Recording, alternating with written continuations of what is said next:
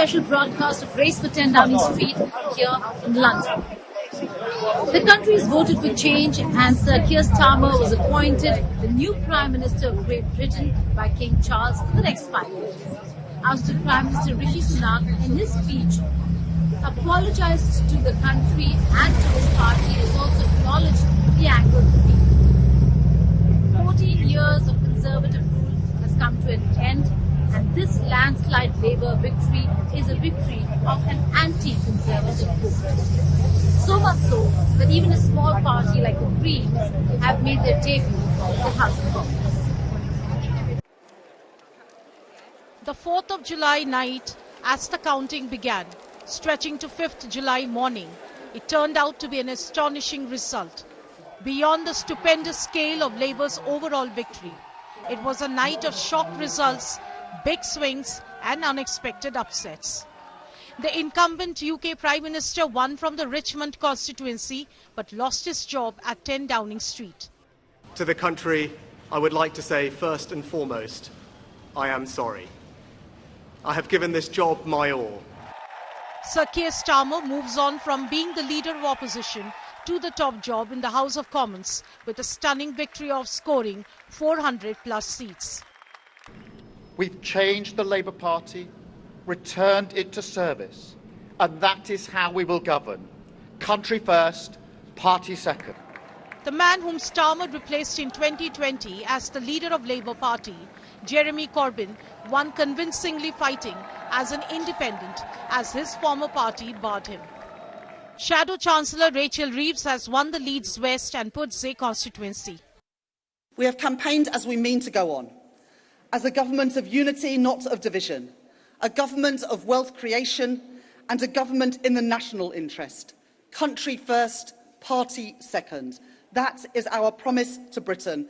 That is my promise to the people of Leeds West and Pudsey. We will not let you down. I will not let you down. And I can't wait to get started. The leader of the Liberal Democrats, Ed Davey, after an action-packed campaign where he fell into a lake, careered down a water slide and did a bungee jump in antics, retained his outer London constituency of Kingston and Surbiton. His party has achieved its best ever result at 70 plus seats. Tonight the Liberal Democrats are on for our best result for over a century, and I'm really proud that our party has fought so positively during this campaign, particularly putting the reforming and fixing the crisis in our health and care system right at the forefront. And the many Liberal Democrat MPs who are being elected tonight are going to continue to fight to sort out health and care so the people of our great country can get the health and care they deserve. Green Party co-leader Adrian Ramsay forced into Conservative bastion in Suffolk, Norfolk rural area. In fact, the Greens had a spectacularly good night by the standards of a minor party. It has for long struggled to break through the electoral system in previous elections. It has quadrupled its number of Commons seats to 4. Conservatives had the worst night. Not only were their numbers reduced, big shots like the former Prime Minister Liz Truss, Defence Minister Grant Shapps have lost. Scottish National Party has been reduced to single digit from its previous tally of 46 in 2019. Yeah, I feel better today than I did yesterday, I think. I feel pretty tired. I was up all night watching it. So, yeah, excited for something needs to happen, I think. I think the country needs it. It's not the same, I was a child in '97. I don't think it's quite that kind of spirit. But I'm hopeful that the new government will come in with some plans. I think if they move quickly, then we might be able to find some hope, even though it doesn't feel like they've managed to find it in the campaign so much. I think the future will be better. I think the future will be more better now. So since the Labour Party is in power now, I think the country will be more better in terms of job, in terms of safety. So there will be more of protection in the country and more job for the country. People need the change.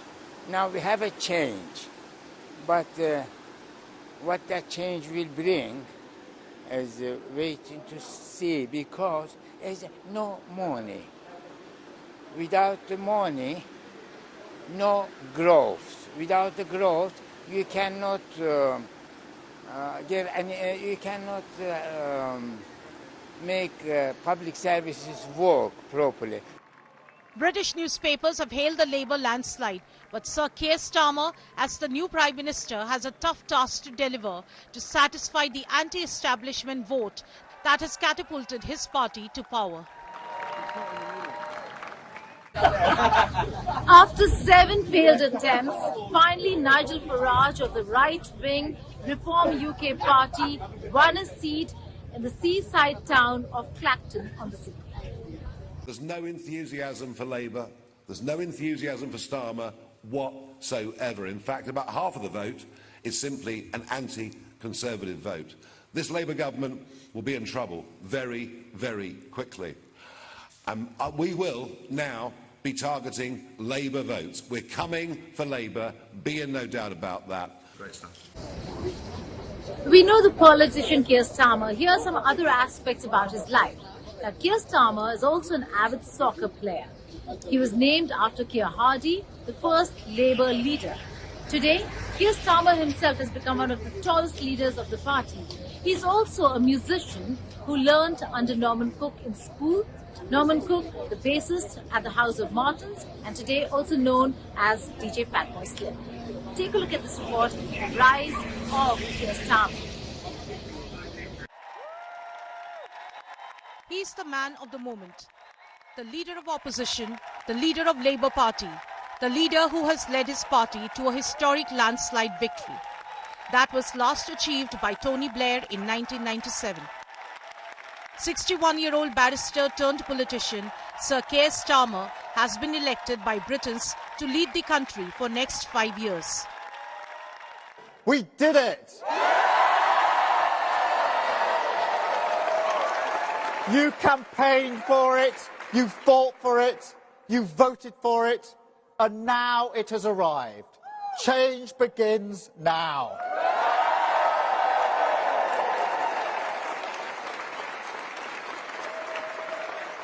And it feels good, I have to be honest. 4.5 years of work changing the party. This is what it is for. A changed Labour Party, ready to serve our country, ready to restore Britain to the service of working people. The Labour Party's fortunes have turned around under Sir Keir Starmer. After the debacle, 200 seats were won in the 2019 general election under Jeremy Corbyn's stewardship. Sir Keir Starmer was elected as the party leader in 2020. It is the honour and the privilege of my life to be elected as leader of the Labour Party. It comes at a moment like none other in our lifetime. For the next 4 years, he worked relentlessly to steer the Labour Party away from left to centre left. His efforts resulted in a restoration of the party's ties with the sizable Indian diaspora, which were damaged by his predecessor's perceived anti-India attitude on Kashmir. When the Equality and Human Rights Commission report came out within months of him assuming the leadership of the party, finding serious faults in the Labour Party's dealing with allegations of anti-Semitism within its ranks. Sir Keir Starmer bowed his head in shame while Corbyn was suspended from the Parliament after he downplayed the report. The report's conclusions are clear and stark. They leave no room for equivocation. The report finds serious failings in leadership, processes and culture in dealing with anti-Semitism within our party. This lawyer by profession was honoured by the late Queen Elizabeth II for his services to law and criminal justice. His wife is an NHS nurse. They are the model British Labour family. In Parliament, as the Tories grappled with Prime Minister crisis after the resignation of his long-time political adversary, then Prime Minister Boris Johnson. He was the first to take the ruling party to task. Mr. Speaker, may I welcome the new Cabinet to their places? We have a new Chancellor who accepted a job from the Prime Minister on Wednesday afternoon and then told him to quit on Thursday morning. A new Northern Ireland Secretary who once asked if you need a passport to get to Derry. and the new Education Secretary, whose junior ministers have literally been giving the middle finger to the public. It is truly the country's loss that they will only be in post for a few weeks. Now, the Prime Minister must be feeling demo happy since he was pushed out of office. Finally, he can throw off the shackles, say what he really thinks, and forget about following the rules. Sir Keir Starmer was first elected to the London Parliament in 2015. In the last close to a decade of active politics, he has constantly strived to make working-class issues centrepiece in policy making. Mr. Speaker, the only mandate she's ever had is from members opposite. It was a mandate built on fantasy economics, and it ended in disaster. The country's got nothing to show for it except the destruction of the economy and the implosion of the Tory party. I've got the list here. 45p tax cut, gone. Corporation tax cut, gone. 20p tax cut, gone. 2-year energy freeze, gone. Tax-free shopping, gone. Economic credibility, gone. And her supposed best friend, the former Chancellor, he's gone as well. They're all gone. So why is she still here?